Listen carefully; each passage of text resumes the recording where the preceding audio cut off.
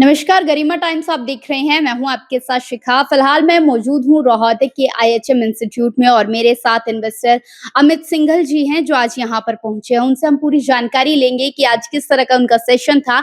इनकी जर्नी के बारे में भी हम जानना चाहेंगे।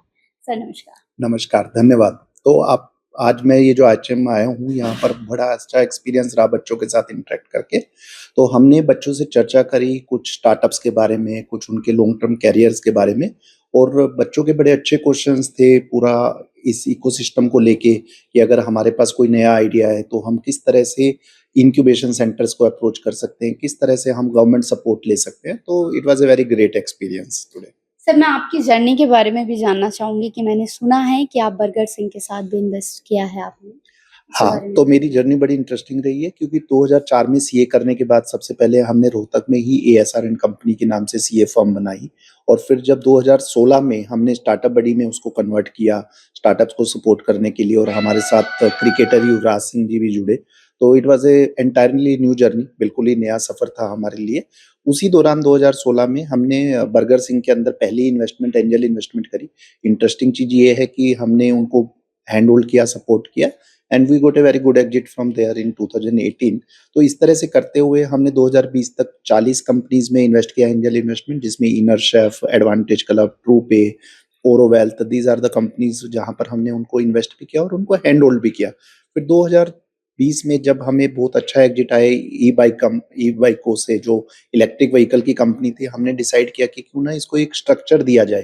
तो हमने सेबी में एक लाइसेंस के लिए अप्लाई किया जिसको अल्टरनेट इन्वेस्टमेंट फंड बोलते हैं। ये म्यूचुअल फंड की तरह होता है जिसमें आप केवल स्टार्टअप में इन्वेस्ट कर सकते हैं कैटेगरी 1 के अंदर।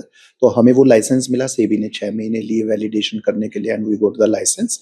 तो this was a entirely new start. हमने फिर से शुरुआत अपनी इन्वेस्टमेंट की तरफ ही करी और हमने वहाँ से 10 कंपनीज़ में इन्वेस्टमेंट करी, जैसे मास्टर चाउ को आज सभी जानते हैं, कोपारो क्लीन एक बहुत बड़ा ब्रांड बन गया, बमर है या फैब्रिक्लोर है, ये कुछ कंपनीज़ हैं जो काफ़ी नोन है, जैसे ब्यूटी वाइज कंपनी है न्यूट्रास्यूटिकल्स की।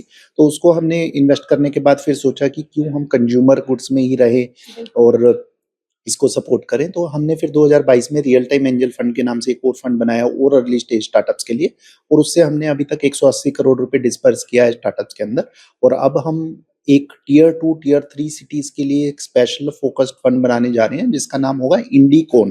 तो यूएस में एक टर्मिनोलॉजी होती है जिसको यूनिकॉर्न बोलते हैं। यूनिकॉर्न का मतलब होता है ऐसी कंपनी जिसकी $1 बिलियन की वैल्यूएशन हो, इंडिया की टर्म्स में 9,500 करोड़ रुपीस की वर्थ हो।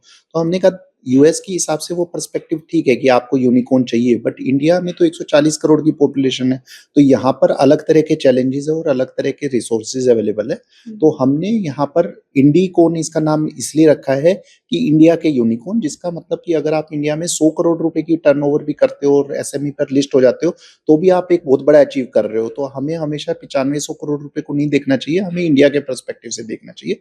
तो इसका हमने एक नया नाम निकाला इंडिकॉर्न। तो अभी हमें सेबी का लाइसेंस भी मिल गया है उसका और हम 15 अगस्त के आसपास उसको लॉन्च करने का प्लान कर रहे हैं, जिसमें सबसे यूनिक चीज ये रहेगी कि हम टियर 2 से टियर 3 पे फोकस करेंगे, क्योंकि जो टैलेंट अब टियर 2 टियर 3 सिटीज में अवेलेबल है वो बड़े शहरों को अच्छी टक्कर दे रहा है और रिसोर्सेज भी काफी अवेलेबल है। ठीक है, देखिए सर, युवाओं में काफ़ी अच्छे आइडियाज़ हैं अपने बिज़नेस को ग्रो करने के लिए, लेकिन कहीं न कहीं उनके माइंड में ये रहता है कि बिज़नेस अच्छे से चलेगा या नहीं चलेगा, तो उसमें आप क्या सलाह देते हैं?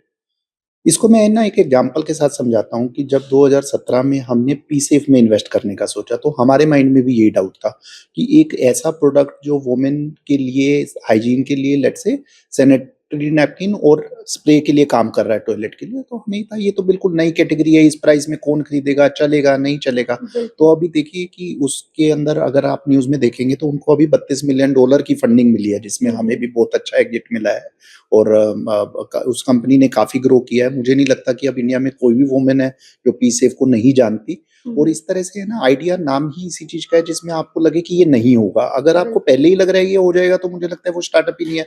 स्टार्टअप हमेशा उसी चीज़ पे फोकस करता है कि जहाँ पर आपको लगे कि ये तो करना बड़ा मुश्किल काम है और कोई नहीं कर पाएगा। तो हम इसको अपनी टर्मिनोलॉजी में बोलते हैं कि भई आपके पास एक ऐसा आइडिया होना चाहिए जो बिल्कुल यूनिक हो, जिसको कोई बिल्कुल, सोच ना बिल्कुल। पाए और आपको उसको कोई और कर भी ना पाए। अगर आइडिया आपका ऐसा है जो हर कोई कर सकता है, जिसको हम एंट्री लेवल बैरियर बोलते हैं, तो फिर आपके लिए फ़ायदा नहीं है, क्योंकि फिर तो सब लोग ही कर लेंगे, तो आपकी वैल्यूएशन कहाँ से क्रिएट होगी उसके अंदर। बिल्कुल, तो बिल्कुल। स्केलेबिलिटी एक बड़ी इंपॉर्टेंट चीज़ है कि वो जो प्रॉब्लम है आपकी ज़्यादा लोगों की होनी चाहिए। उसका जो एंट्री लेवल बैरियर है सुपर हाई होना चाहिए और उसको ऐसा होना चाहिए कि लोग ये विश्वास करें कि ये तो इससे हो ही नहीं पाएगा। तब आप सही इंडस्ट्री में हो, नहीं हुँ। तो टेक्निकली आप स्टार्टअप्स के अंदर नहीं हो। देखिए स्किल्स क्या मानते हैं? अगर कोई युवा अपने बिज़नेस ग्रो करने से पहले आप चाहता है कि हमारे साथ आप इन्वेस्ट करें, तो स्टूडेंट में आप स्किल क्या चाहते हैं? तो हमारे लिए एक रिक्वायरमेंट होती है, क्योंकि हम SEBI registered alternate investment fund हैं, तो हम एक तो है ना ये चाहते हैं कि उसका प्रूफ ऑफ कांसेप्ट हो चुका हो आइडिया का। तो आइडिया की फेजेस होती हैं। सबसे पहले आइडिया एक स्टार्टअप जो है वो फाउंडर एक आइडिया क्रिएट करता है। बिल्कुल। फिर उसके बाद वो उसका प्रोटोटाइप तैयार करता है और उसको प्रूफ ऑफ कांसेप्ट में कन्वर्ट करता है। फिर उसका रिवेन्यू स्टार्ट होता है।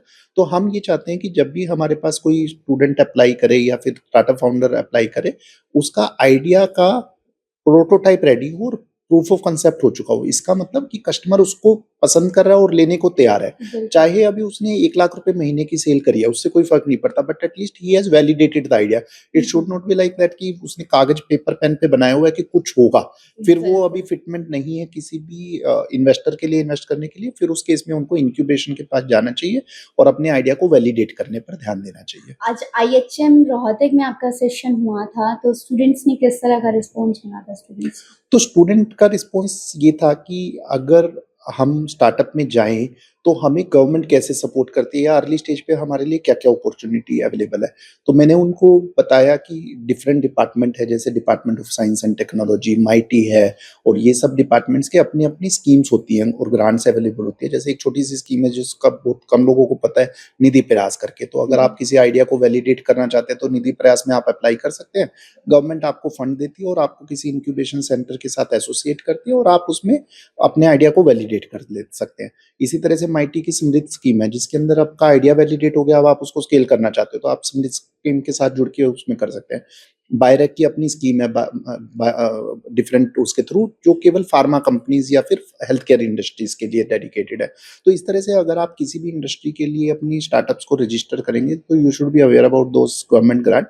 और गवर्नमेंट का जितना सपोर्ट आज के दिन अवेलेबल है, वो 10 साल पहले अवेलेबल नहीं था। तो आपको कभी भी स्टार्टअप बनानी हो, तो आपके कॉलेजेस में, आपके गवर्नमेंट के इंक्यूबेशन सेंटर में, एक्सेलरेटर्स में, आपके पास काफ़ी कुछ अवेलेबल है।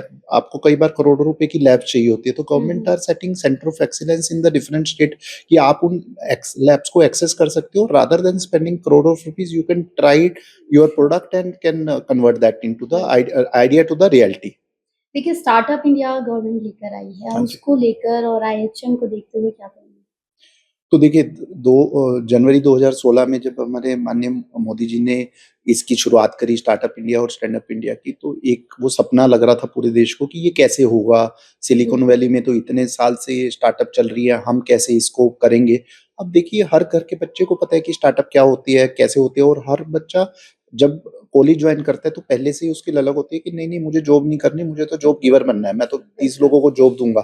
तो मुझे लगता है कि जो भी गवर्नमेंट का सपोर्ट अवेलेबल है, चाहे वो 10,000 करोड़ रुपए कॉमन है या अब जो स्पेसिफिक फंड्स आ रहे हैं स्पेस टेक के लिए और डेडिकेटेड डीप टेक के लिए, मुझे लगता है कि ये एक नए भारत की शुरुआत है। अगर मैं आपके साथ एक स्टैटिस्टिक शेयर करूँ कि ग्लोबली जो डेवलप्ड कंट्री है, वो अपने टोटल जीडीपी का 2% से ज़्यादा रिसर्च एंड डेवलपमेंट पे खर्च करते हैं, जबकि इंडिया में अभी 0.5% से भी कम खर्च हो रहा है आर&डी पर और अब गवर्नमेंट उस तरफ अ, काम कर रही है। अब जैसे एक स्पेस टेक की कंपनी है दृष्टि करके, अभी एक प्रोजेक्ट था जिसमें स्पेस में हमने अपना सैटेलाइट भेजा है। I was also an investor, so I always feel proud कि चलो हमारी portfolio company is doing good. तो in a way that is a new Bharat where हम अब सोचने लगे हैं कि हमें भी स्पेस टेक के अंदर जाना है। तो इस तरह से अब हम अपना भी आर&डी का स्पेंड बढ़ा रहे हैं और सरकार इस दिशा में काम कर रही है। तो मुझे लगता है कि ये सब जो भी हो रहा है स्टार्टअप इंडिया के अंदर, इसीलिए हो रहा है क्योंकि स्टेट गवर्नमेंट और सेंट्रल गवर्नमेंट का काफ़ी इसकी तरफ ध्यान है इस टाइम पर। देखिए आईएचएम रोहतक में भी इसी के तहत जो है इंक्यूबेशन सेंटर जो है लगाया गया हुँ, है, हुँ। तो उससे क्या कहेंगे?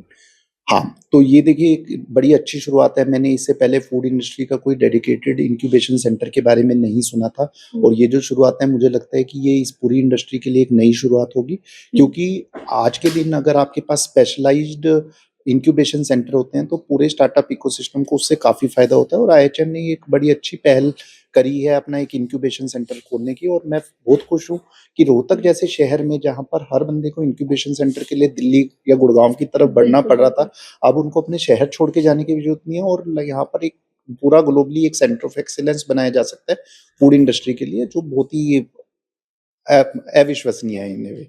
आईएचएम रोहतक के स्टूडेंट्स को क्या मैसेज देना चाहेंगे इस बारे में? आईएचएम के स्टूडेंट्स को मैं यही मैसेज देना चाहूँगा कि आप लगन से अपने कोर्स पर ध्यान दीजिए। आप साथ-साथ ये देखिए कि किस तरह से मैं जॉब के साथ-साथ अगर मैं एंटरप्रेन्योरशिप के इस बारे में भी रिसर्च करता रहा हूँ, तो जब भी मेरा कोर्स खत्म हो तो मैं एक और एडिशनल स्ट्रीम अपने लिए क्रिएट कर सकूँ, जिसके अंदर हम स्टार्टअप को भी एक करियर ऑप्शन देख सकते हैं। ऑप्शंस यहाँ पर बड़ी अच्छी है, मैंने यहाँ के हिस्टोरिकली प्लेसमेंट के बारे में सुना और थोड़ा रिसर्च किया तो placements are very good, but still in case you can have your own business that is nothing like that. Thank you so much sir. Thank you so much sir कि आपने स्टूडेंट्स के लिए इतना अच्छा बोला, किस तरह से बिज़नेस वो ग्रो कर सकते हैं, इसकी पूरी जानकारी दी। नमस्कार।